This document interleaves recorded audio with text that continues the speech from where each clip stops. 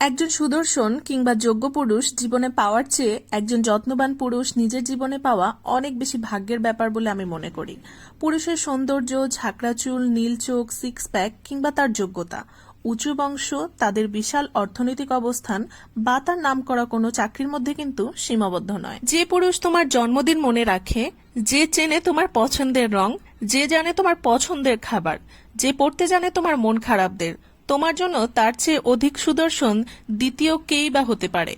যে মানুষটা তোমার ভুলের সময় দোষারোপ না করে তোমাকে বোঝায়, তোমার কষ্টে তোমার সঙ্গ হয়, তোমাকে পাওয়ার ক্ষেত্রে তার যোগ্যতা সবার ঊর্ধ্বে। সারাদিন হাজারো রূপসীদের ভিড়ে কাজ করেও যে পুরুষটার চোখে দিন শেষে শুধু তোমার জন্যই মুগ্ধতা থাকে, তোমার জন্যই মুগ্ধতা ছড়ায়, যে কেবল আটকে থাকে তোমার মাঝেই, তার চেয়ে উপযুক্ত তোমার জন্য কেই বা হতে পারে। সম্পর্কের মধ্যে যদি ভালোবাসা না থাকে, সেই যোগ্যতা কিন্তু তলানিতে পড়ে যায়।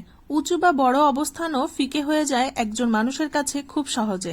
তাই জীবন সঙ্গী হিসেবে যাচাই বাছাই করতে গিয়ে কে কতটা যোগ্য, কার অবস্থান কত উপরে, সেটার চেয়েও কিন্তু বেশি গুরুত্ব দেওয়া উচিত কার কাছে তুমি প্রিয়, কে বোঝে তোমাকে কিভাবে ভালো রাখতে হয়, কে বোঝে কিভাবে তোমাকে ভালোবাসতে হয়, কে জানে তোমার সম্মান দিতে, কার কাছে তোমার গুরুত্ব সবচেয়ে বেশি, কার কাছে তুমি মানুষ হিসেবে সবচেয়ে এগিয়ে।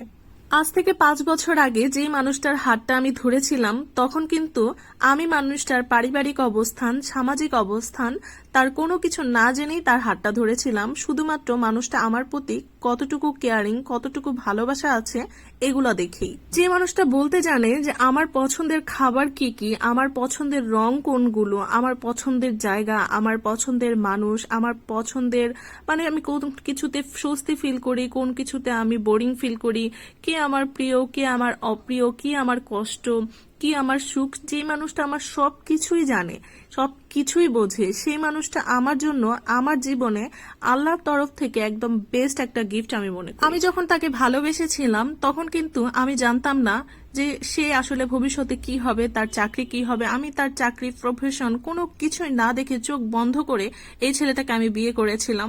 বিয়ে করার আগ পর্যন্ত আমি একবারের জন্য ভাবি নাই যে আমি কাজটা ঠিক করছি নাকি ভুল করছি, ইন ফিউচার এটার জন্য আমাকে কি হতে হবে। অনেকেই বলেন প্রেমের বিয়ে টিকে না বা টিকবেও না, এই সম্পর্ক টিকবে 2 দিন, 3 দিন, 1 বছর, 2 বছর, কিন্তু সম্পর্কের মধ্যে যদি সম্মান, ভালোবাসা, কম্প্রোমাইজ, স্যাক্রিফাইস এই বিষয়গুলো থাকে, সেই ভালোবাসা যুগ যুগ আমৃত্য থেকে যায়।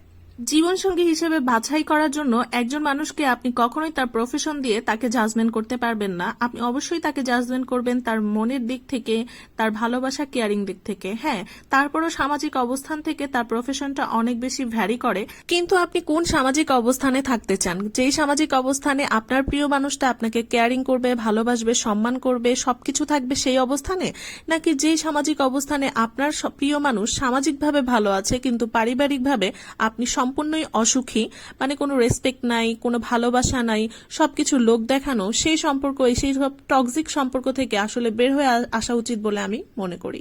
জীবনে বাঁচতে হলে টাকা পয়সা, প্রফেশন সবকিছুরই দরকার আছে, কিন্তু ভালোবাসা তার চেয়েও আমি বেশি মনে করি অনেক বেশি দরকার। হ্যাঁ, অনেকেই বলেন টাকা পয়সা না থাকলে ভালোবাসা জানলা দিয়ে পালায়, কিন্তু টাকা পয়সা থাকার পরও যেখানে ভালোবাসা থাকে না, সম্মান থাকে না, পরকীয়া, বিভিন্ন সমস্যা, সেই ভালোবাসাকে আপনি কিভাবে আখ্যায়িত করেন?